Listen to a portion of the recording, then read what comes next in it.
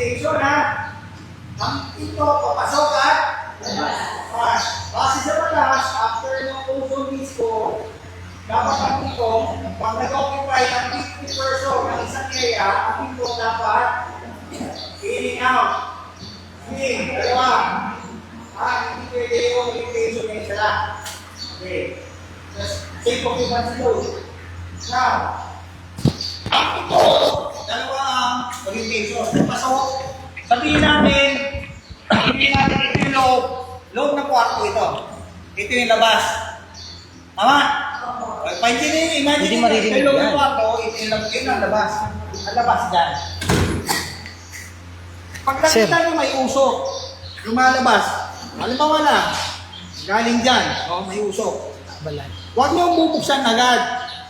Bakit? Pag binuksan nyo at may apoy, anong mangyayari? Makikita nyo si Lord.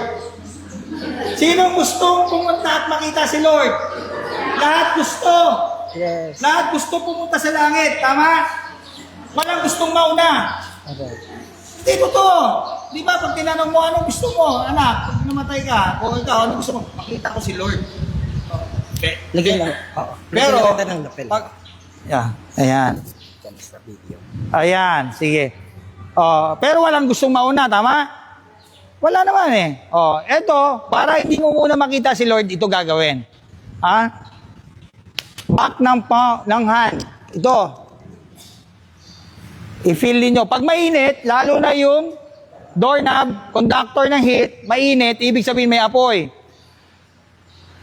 Sige, nanay. Yan. Okay, yan. Okay. Okay. Parang vlog lang din eh. Okay lang. Okay.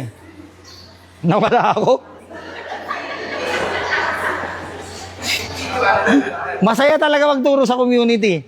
Ayan. Eto, pag ang orientation kasi niya palabas. Tama? Saan ako pupwesto? Pag palabas, saan ako pupwesto? Dito sa pinto o dito sa wall? Sa wall. Dito. Tama? Dito ako pupwesto kasi ito yung protection ko.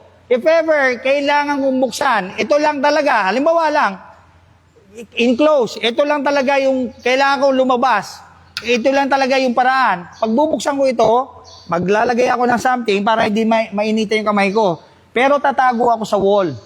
Lahat ng pinto, outward. Dapat doon ka sa wall.